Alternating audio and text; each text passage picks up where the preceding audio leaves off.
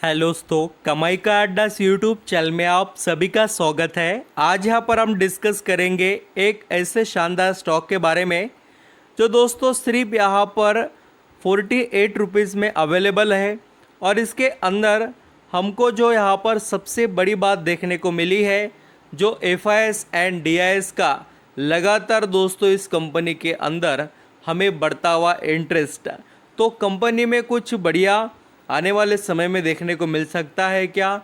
और यहाँ पर जो बहुत ही छोटे प्राइस पर अभी शेयर है, आगे जाकर हमें बढ़िया रिटर्न इसमें देखने को मिल सकते हैं क्या, वो भी अंडरस्टैंडिंग यहाँ पर हम करेंगे। कंपनी के दोस्तों ईयर ऑन बेसिस पर जो रिज़ल्ट है वो भी काफ़ी अच्छे और प्रॉफिटेबल है, एंड क्वार्टरली बेसिस पर जो यहाँ पर रिज़ल्ट है उसमें भी कंपनी ने बढ़िया यहाँ पर ग्रोथ दिखाई है।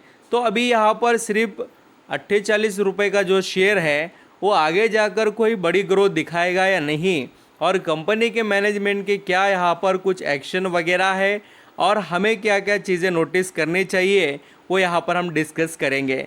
देखिए, बहुत से रिटेल इन्वेस्टर सिर्फ छोटा प्राइस है बोलकर अट्रैक्ट होते हैं, बट मैं आपको कहूँगा जितना छोटा प्राइस का शेयर होगा ना, उसको उतना ही ज़्यादा स्टडी कीजिए, क्योंकि उस कंपनी में आपको यहाँ पर बहुत सी चीज़ें देखने को मिलती है जो कि कॉम्प्लिकेटेड होती है। तो चलिए स्टार्ट करते हैं। वीडियो अच्छा लगे तो ज़रूर कमाई का अड्डा इस यूट्यूब चैनल को लाइक सब्सक्राइब करना।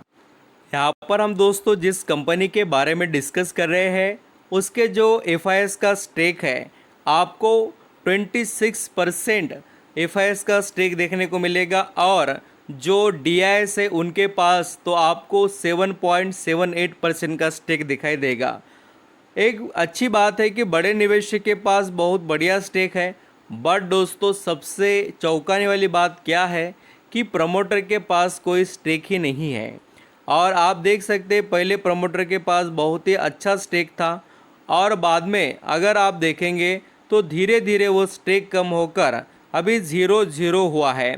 अब देखिए, यहाँ पर क्वेश्चन तो सबके माइंड में आना चाहिए, और जो अच्छा खासा नॉलेज रखते वो लोगों को समझ में आना चाहिए कि भले ही प्रमोटर के पास कोई स्टेक नहीं है, बट दोस्तों जो 73% स्टेक था वो जो बेचा गया या किसको यहाँ पर ट्रांसफ़र हुआ है, तो उसके अंदर सबसे ज़्यादा जो स्टेक है वो बड़े निवेशक के पास होना चाहिए था।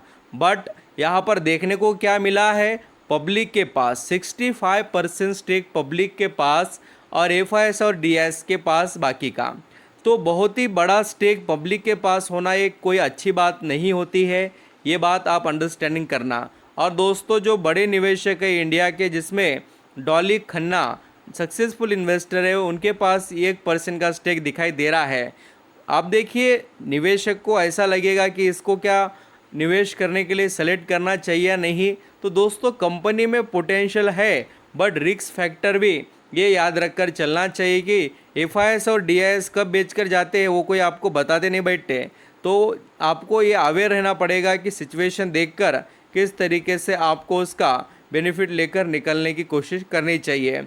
अब देखिए दोस्तों, ये तो आपको मैंने रीज़न बता दिया जो स्टेक यहाँ पर हमें कम देखने को मिलता है। और पब्लिक की होल्डिंग में अगर दूसरे बड़े निवेशक होते तो मैं आपको यहाँ पर और जो उनके नेम लिस्ट और उनके आगे का जो परसेंटेज है ना वो बता देता, बट यहाँ पर नेम लिस्ट वगैरह नहीं है। हाँ देखिए, यहाँ पर FIS के बारे में भी और DIS के बारे में भी आपको यहाँ पर जो देखने को मिल रहा है वो काफ़ी कुछ स्टेक अच्छा खासा है। अगर यहाँ पर हम क्वार्टरली बात करें तो कंपनी के क्वार्टरली जो यहाँ पर रेवेन्यू की बात करें तो अच्छा खासा ग्रोथ परफॉर्मेंस है।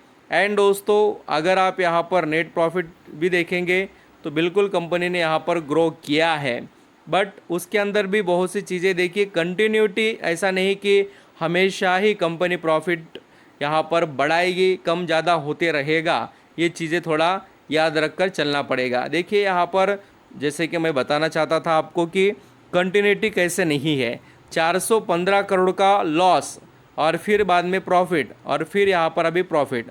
तो कंपनी धीरे धीरे इम्प्रूव हो रही है और हमें उसे स्टडी करना चाहिए।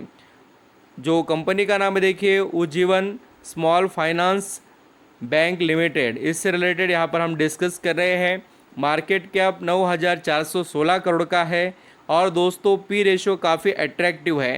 रिस्क के साथ रिवॉर्ड है इस कंपनी में। लोग जो ज़्यादा रिस्क लेना चाहते हैं उनके लिए ही ये कंपनी बनी है। डिविडेंड यील्ड भी अच्छा खासा है, देखिए 3% के करीब का है इसका।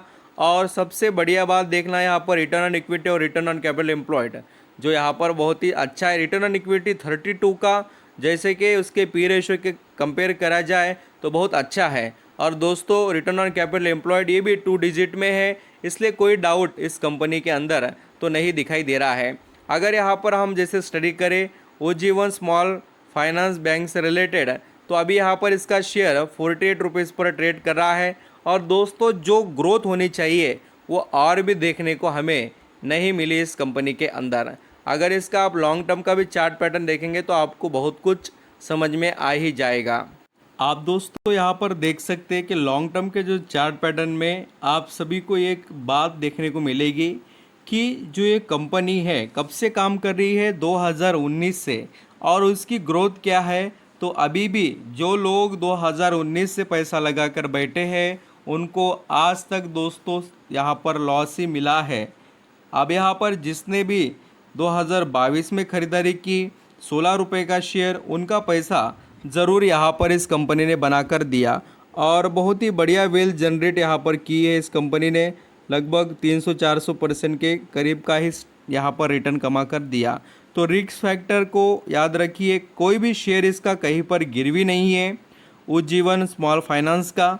एंड दोस्तों कंपनी में पोटेंशियल बिल्कुल दिखाई दे रहा है, क्योंकि इसके जो रिज़ल्ट है वो कंपनी काफ़ी अच्छी तरीके से यहाँ पर प्रेजेंट कर रही है निवेशक को। अगर यहाँ पर इस क्वार्टर के भी मैं थोड़ा आपको रिज़ल्ट बताना चाहता हूँ कि किस तरीके से रहे और कितना अच्छा कंपनी का परफॉर्मेंस रहा, तो उसमें आपको कंपनी का रेवेन्यू ग्रो होते हुए नज़र आएगा, बट यहाँ पर जो मार्जिन है वो बीट यहाँ पर होते हुए नज़र आते ही होंगे। इसी तो लिए इस स्टॉक में कोई बड़े रिटर्न अब तक जनरेट नहीं हो पाए हैं। तो देखिए सभी चीज़ें मैंने आपके आगे रखा है और आप यहाँ पर इसको देखकर प्रॉपर डिसीजन ले पाएंगे। एक सबसे यहाँ पर मैंडेटरी बात क्या रहती है कि आप कंपनी को कितना और किस तरीके से होल्ड करना चाहते हैं। डिविडेंड मिलता है दोस्तों, डिविडेंड देने वाले कंपनी में निवेश करना चाहते हैं तो बिल्कुल सही है, बट रिटर्न इसके अंदर कोई खास अब तक उतने नहीं दिखाई दिए हैं। और इससे भी दूसरे बहुत से सेक्टर है जो गवर्नमेंट के फोकस में है, उसको आप स्टडी कीजिए, जिसके अंदर गवर्नमेंट का यहाँ पर ज़्यादा मोटिव है कि उस सेक्टर को ग्रो किया जाए, वैसे सेक्टर में पैसा बहुत ज़्यादा बनते हुए आपको देखने को मिलेगा। Thank you so much.